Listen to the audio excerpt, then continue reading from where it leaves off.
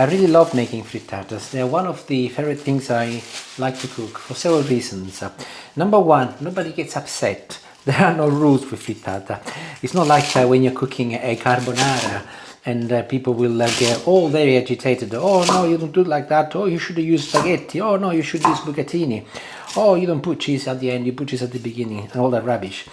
Frittata is different. Frittata, they are neutral, neutral ground. You can do what you like, you can mix any ingredient you like, and that is exactly what I'm doing today.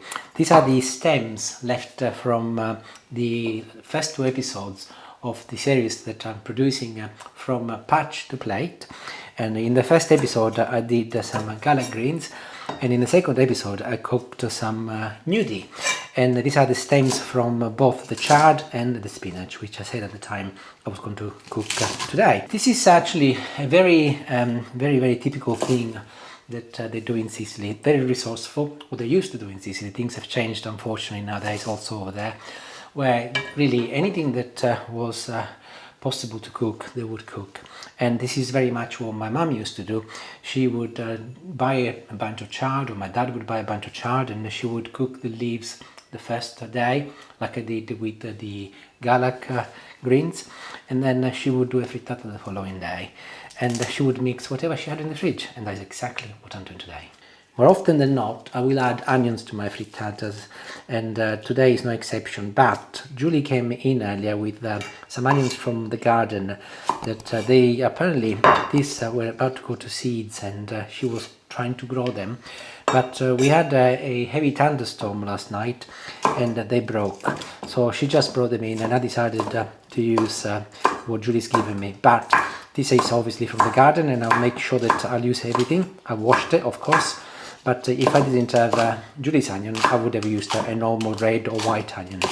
But I like this, as it will make the dish even more homemade, because I'm using pretty much ingredients sourced from our vegetable patch.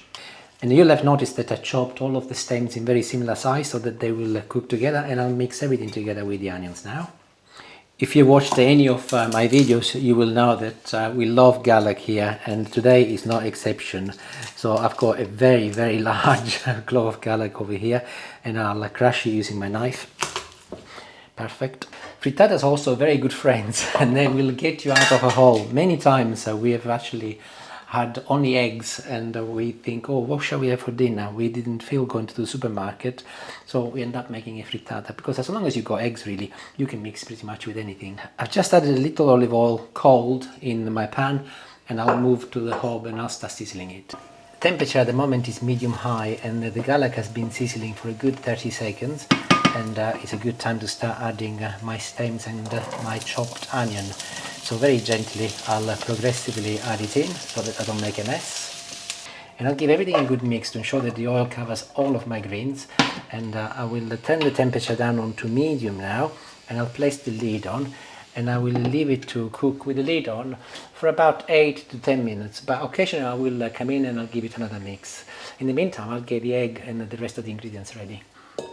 Whenever I do make a frittata though, I always make more than what we need, and the good thing is that you can actually put it in the fridge, and very often, actually more often than not, it's nicer when it's out of the fridge the day after. I'm breaking it at the moment. I'm going to be using 8 eggs, but that's because I'm making a large batch, but you can use 6 if you wanted to do just a single meal, depending on how many people you're feeding, of course. I do remember when I was in Sicily, I had to be in the Navy for a compulsory year before I could move to the UK. And I would stay at home one day and then be back in the base for the following 2 or 3 days, depending on the shifts. And I don't want to slag the Italian Navy off, but the food was absolutely atrocious. And everything tasted the same, no matter if it was pasta, if it was beef, if it was lettuce, everything had the same horrible taste. And also the hygiene was not very good. So what I used to do is to make lots of frittatas, and I would make frittatas at home before I left, and then they would last me for 2 or 3 days, because obviously I could eat it cold. I had a fridge over there, and they're a lifesaver. Not only, but they're also very, very versatile. So for example, today I've decided to use cheddar instead of Parmigiano Reggiano or Parmesan. Sometimes I use Pecorino, which is another Italian cheese. Sometimes I might use Gouda or Edam. Really, it doesn't really matter as long as you use the ingredients that you've got in the fridge. And if you've got them in the fridge, it's because you like them. So there is nothing wrong with using any type of cheese. And I think that's enough. I'll give you quantities as always in the description, of course. It sounds like I am the frittata ambassador today. I was about to say you do not need any fancy tools either. Firstly, I'm going to add a teaspoon of salt. 2 of these is the equivalent of a teaspoon, by the way, about 5 grams. No fancy tools, just a fork, and go along and mix all of your eggs together. And I'll do this for about 20 seconds to ensure that all of the white and the yolk combines together, but also so that the salt is nicely absorbed. Actually, I forgot. I'm terrible with salt and pepper. I'll add it now so I don't forget either. I think it's because one of those granted things and then you forget. So these are done. So the next thing to do is to add the cheese. Here it is, it goes in. And that is pretty much it. I'll mix it together now and I'll wait for my vegetables to finish cooking and then I'll mix them together and we can make the frittata. So 10 minutes have passed. I've given this a little shake halfway through, so let's have a look to see what they look like and see if they need to cook any longer. And they're nearly there. They're still a little bit crunchy. And I would advise that you leave them until they are soft, unless you like crunchy chard and spinach stems. So I'm going to leave, I'll give actually them a little mix once again, and then I will leave them to cook for another 2 or 3 minutes so that they soften up. But they are personal choices. You could actually make the frittata right now if you want to. Literally, no more than a couple of minutes and they're ready. So I will add them to my egg mix. Just like that. You don't need to wait until they've cooled down, by the way, because we're making a frittata anyway. And make sure that you scoop absolutely everything from your pan. Also, one thing that I nearly forgot once again is chili flakes.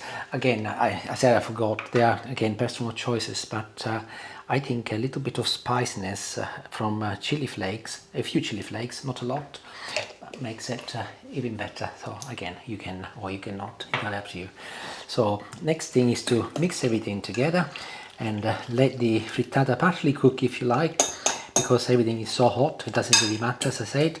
And that is very much ready. So I'll move back to the hob. I will get the pan up to temperature once again and then we can pour it in. And here I go again. I'll apply a little olive oil first. And I'll wait until it gets nice and hot. I've got it on a medium-high, number 7 at the moment. And the oil is beginning to make that lovely sizzling noise, so it is actually at temperature. So very simply, whilst it's still very hot, add the egg. I'll quickly make sure that it's evenly distributed, and I will turn the temperature down now. At the moment I am on medium-high, so I'll go to number 4 to start with. And where is my lid? Over here. And I'll put the lid on. And I'll leave it on a medium-low, number 4, or if you've got gas, very, very low. This is one of those dishes where it will taste delicious as long as you take your time and you're patient. And because it's got the lid on, it will create steam and it will cook gently from underneath, but also the steam will start cooking the top.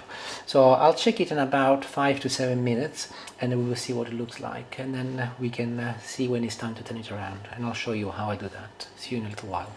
And I'll do a 5 minutes check-in to see what it looks like and show you. So I'll remove the lid, and if you take a look, it's beginning to cook absolutely beautifully. There are some little bubbles at the edges over here, and that is exactly what you'd expect. And the temperature is medium-low, of course, and but the middle is still very liquidy, so that means that it's still too early to turn it around. So I'll put the lid back on, and I will leave it for another 5 minutes. By the way, I mentioned another couple of dishes reference the series, and if you're new to the channel and you would like to see those 2 episodes, They will be all in a playlist which I'm naming from patch to plate. But also have a look at the channel. There are lots of vegetarian dishes if you like vegetarian, or if you like all sorts of food. I cook lots of Sicilian and Italian food. And if you like the channel, subscribe. That would really help me. Thank you. It has been 10 minutes and I'm ready to do the 10 minutes check. Why do I do all of these checks? And by all means skip to the end if you don't want to see the intermediate steps. Because actually my channel is not about speed, it's not about getting a video out there, it's about sharing what I do at home and how I cook.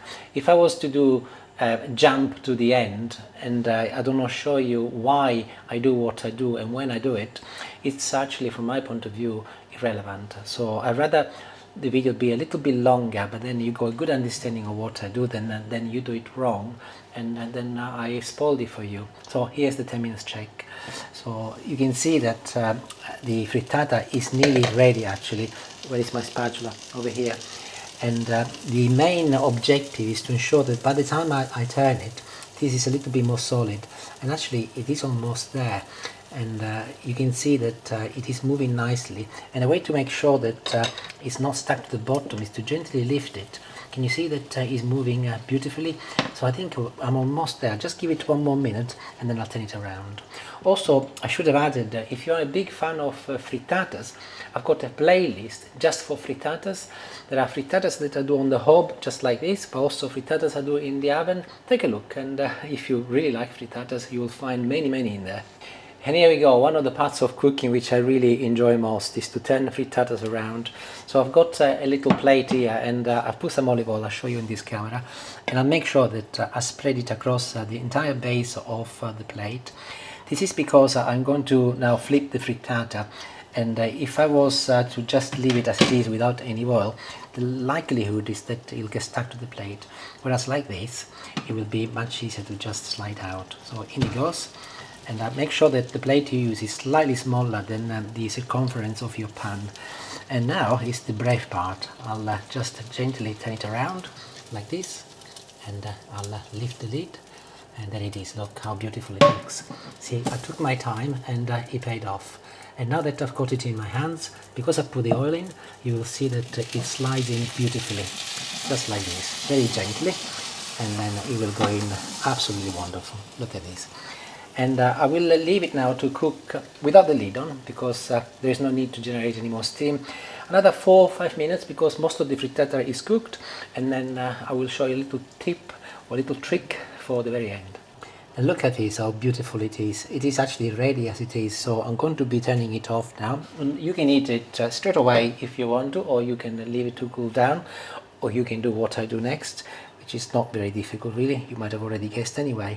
So a bit like a pizza, I will add a little bit more cheddar, which I've just grated on top like this. I'll spread it across so that it's evenly distributed. And I've got my grill on, and I'll pop it under the grill for a couple of minutes so that the cheese will melt, and we'll add additional flavour. So I'll show you once it's done. But before I do that, I nearly forgot. I meant to say to you, how do you know that it's done? Just shake it. You can see that it's moving beautifully as one piece. So that means that it's cooked also underneath. So under the grill it goes. And if she was beautiful before, she is even more beautiful now. Look at this. Isn't that superb? The cheese has melted and it absolutely smells like a Mediterranean garden, and it looks absolutely fabulous. So I'll just make sure that it's still loose. Let's have a look. And I will leave it now to cool down for 5 minutes, and then I'll move it into a little chopping board so that we can see what it tastes like. The funny thing is that sometimes I will cook something a little bit more elaborated. It might take me a couple of hours, and it will taste nice and it's very good. But then I'll cook something like this, very simple, very honest, and very rewarding. And that is when actually I realized that I really love simplicity. Look at this, just a few ingredients, and it looks absolutely wonderful. One of the reasons why I left it to cool down slightly is because it's always considerably easier to slice it. So look, it's coming away very easily, and if I just put my knife underneath, it's already set, which is perfect. Look underneath and in the middle, looks absolutely beautiful, and the color of the eggs is lovely. I'll just remove a little slice from over here. And as I mentioned earlier, this will also taste very nice cold. It could be actually also a side dish if you want. You can have it as a side dish to steak or chicken or fish, or the main meal. In our case tonight will be the main meal with some salad. My mum used to put it in the middle of a bread roll the day after for me to take to school. It was lovely. And it is absolutely wonderful. The freshness of the chard and the spinach stems is very noticeable, and also the onion has got a lovely kick, and the little chili flakes I've added, perfect. Make it and let me know how you get on. I hope you do make it. It would be a shame not to. And you can use any greens you like. As long as you take your time, you make it with love, and love it what it will give you back. Thank you for watching, and arrivederci. Ciao.